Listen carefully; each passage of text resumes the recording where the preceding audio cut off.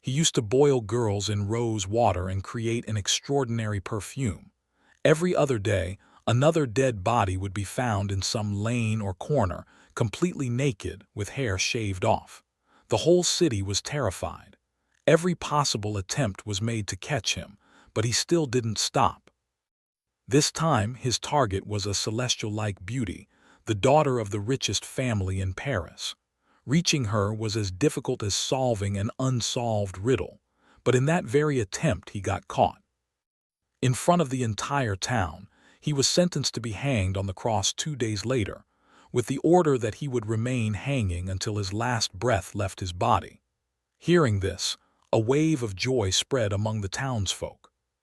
That monster's name was Jean-Baptiste Grenouille, who was not given a nose by God, but a special gift, a sense of smell so powerful that he could identify scents invisible to the rest of the world. From here, the story moves back to his childhood.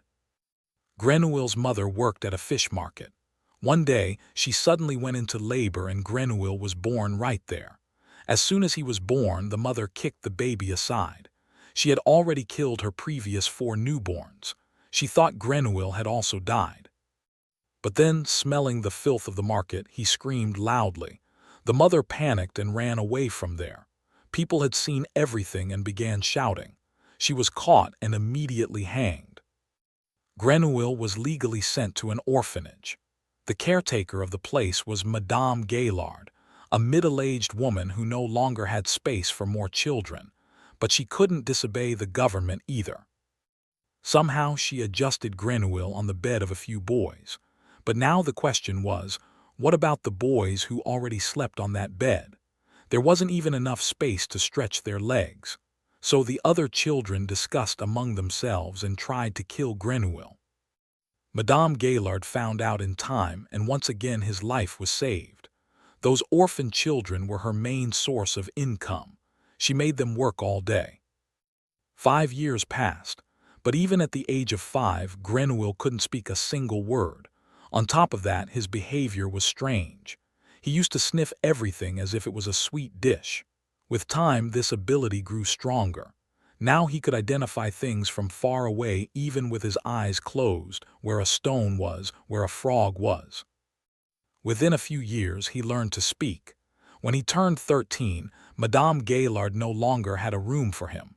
Forced, she sold him to a leather merchant. Some robbers had been watching Gaillard for days. When she was returning with the money, they attacked her, killed her, and stole the money. Grenouille was sent to work in the tannery. At that time, the average lifespan of people working in leather factories was barely 5 years. Chemicals, foul water, filth, most workers died within a few years. One day his master took him to the city for work. And that's when, for the first time, Grenouille realized that this city was filled with countless scents. In the air were thousands of fragrances, flowers, spices, perfumes, humans. Suddenly his nose caught a smell unlike anything he had ever sensed. His master had to deal with a tradesman next to a perfume shop. While he was busy, Grenouille followed that scent and reached the perfume shop. He saw people buying various perfumes. At that moment, the perfumer offered a lady a new fragrance. She was mesmerized and said, "Sir, you truly are an artist." But then Grenouille sensed a scent far more enchanting than any perfume, the scent of a young girl selling fruits. Her fragrance drove him insane. He got very close to her. Startled, she asked, "Do you want to buy fruit?" But Grenouille stayed silent, staring at her. When she extended her hand to give fruit, he grabbed her hands instead and sniffed them. Terrified, she pulled her hands away and ran. He followed her scent all the way to her house. He slipped inside quietly. The girl was alone.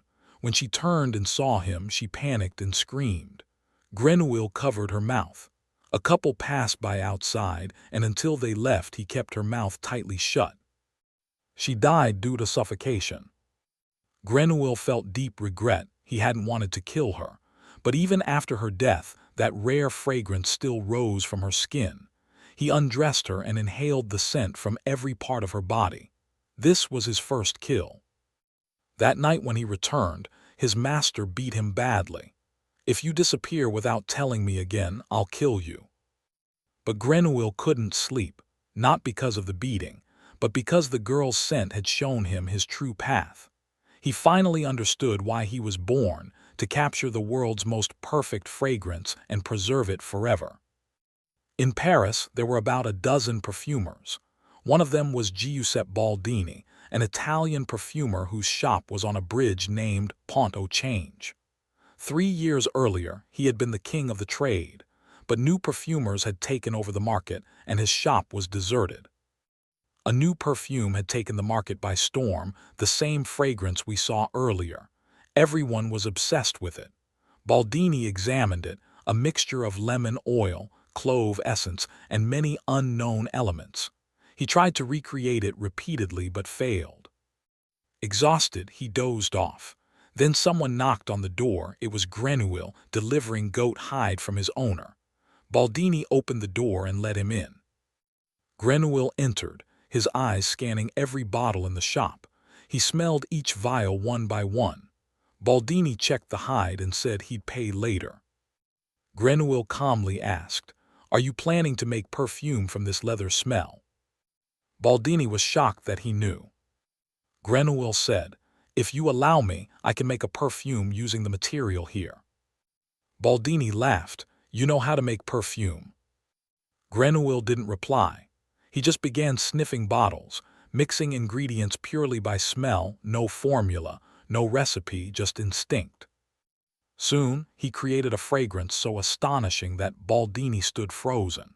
It was better than anything he had ever made. Baldini immediately decided he could not lose this boy. He bought Grenouille for a large sum. But fate, Grenouille's previous master, died in a bizarre accident that very night. It seemed anyone Grenouille left simply died. Grenouille and Baldini began creating many popular fragrances together, reviving Baldini's reputation. One day, celebrating, Baldini explained that perfumes require 12 notes, divided into 3 parts. Head note, first impression. Heart note, the theme. Base note, the soul of the perfume, lasting for days.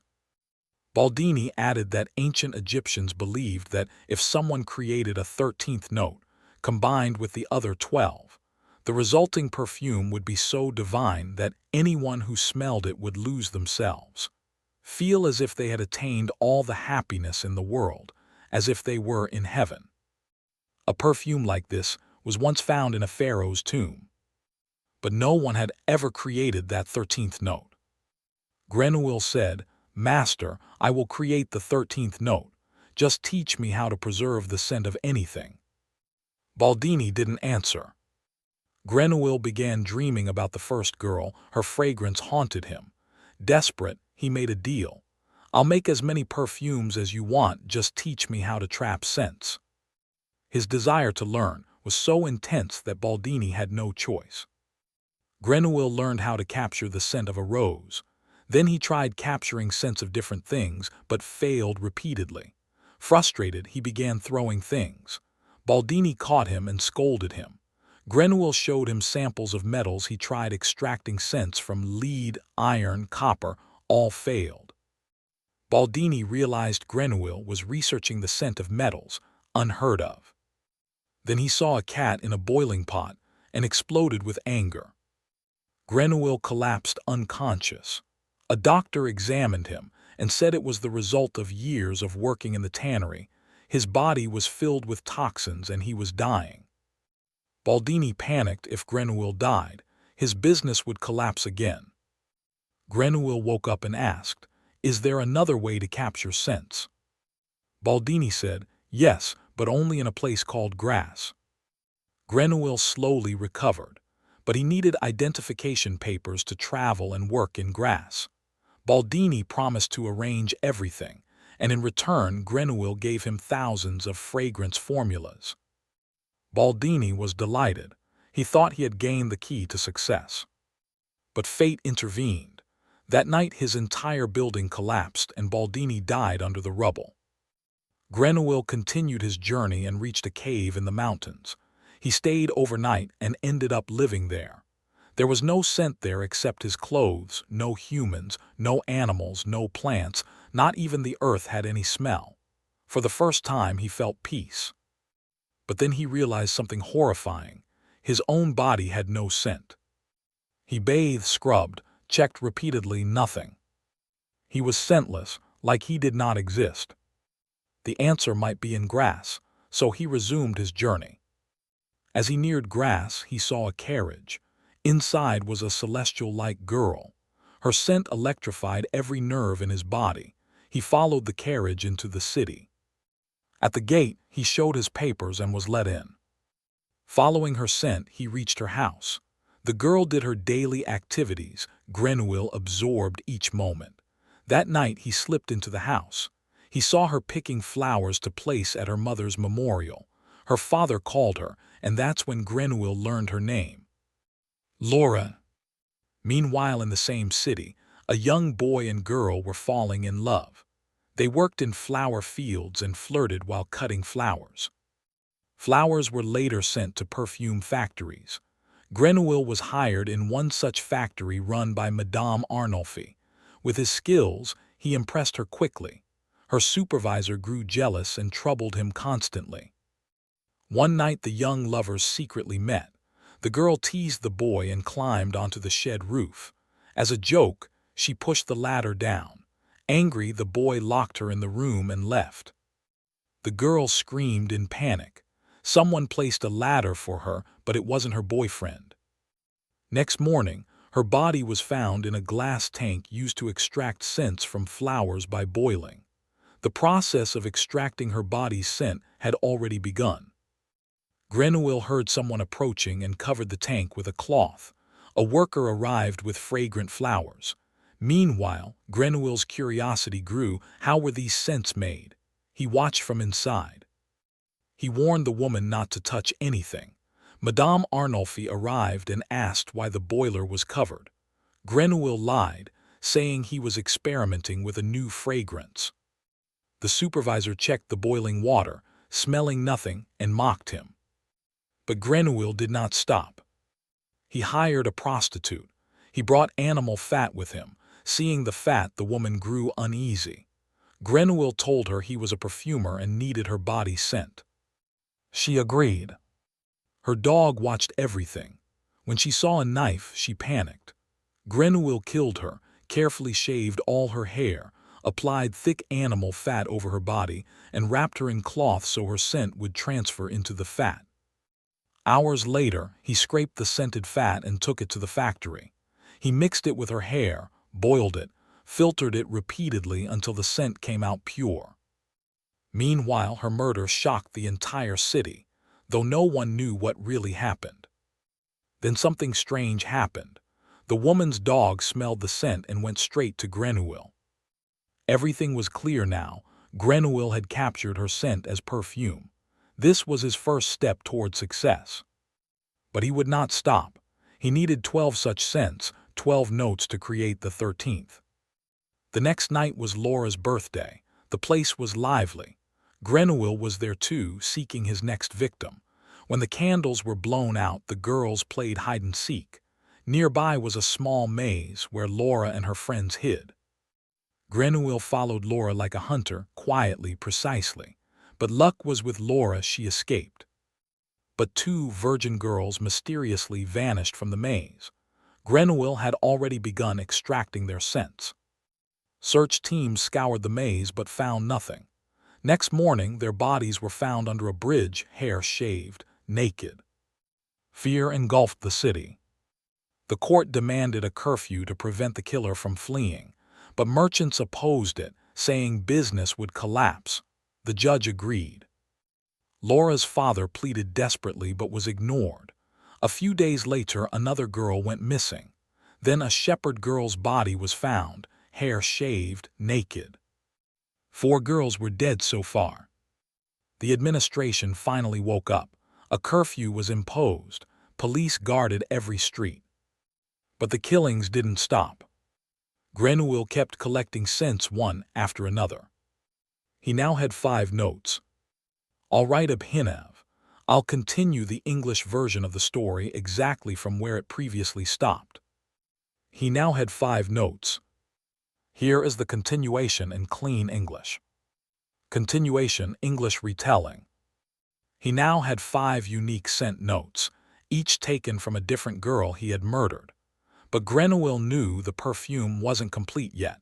He needed 12 notes in total to create the ultimate fragrance that would make the world fall to its knees. So he continued hunting. One by one, he searched for more young women whose natural scent was pure enough for his masterpiece.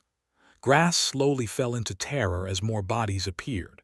The townspeople had no idea who the killer was, but everyone knew the murders weren't random. The girls were always young, beautiful, and untouched. Grenouille didn't care. He only cared about the scents.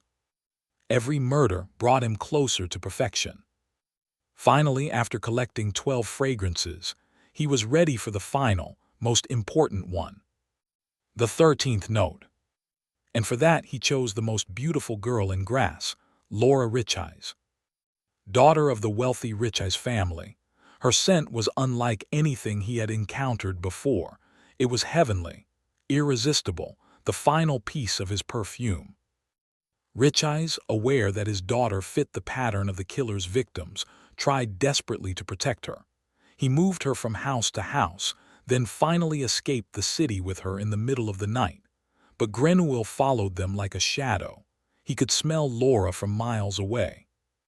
Eventually, he found her sleeping in an abandoned house where her father thought she'd be safe.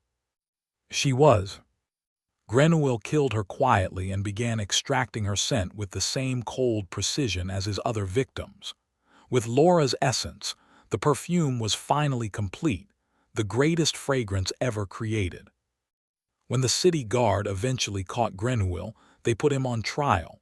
Tens of thousands gathered to watch him be executed, but Grenouille had a secret. He carried the perfume with him. Right before the executioner's sword came down, Grenouille opened the bottle and let a single drop fall on himself. Instantly, the crowd froze. Their anger vanished. Their eyes softened. They believed he was an angel, a being of pure innocence, a man incapable of evil. And then something impossible happened. The entire crowd fell into a mass orgy, overcome by the overwhelming scent of love, desire, and purity. Richeyes, the father of the girl Grenouille murdered, walked up to him, crying, and said, "You could never kill my daughter. You loved her." Grenouille had created a perfume so powerful that it controlled the human soul. But even after escaping execution, he felt nothing. Grenouille realized he could make the whole world worship him, but he still did not love himself, nor anyone else. So he returned to Paris, went back to the place where he was born, and poured the entire bottle of perfume on himself. The people around him smelled the divine fragrance, and in a frenzy of desire, they devoured him alive, believing him to be an angel fallen from heaven. And in the end, Grenouille finally got what he wanted.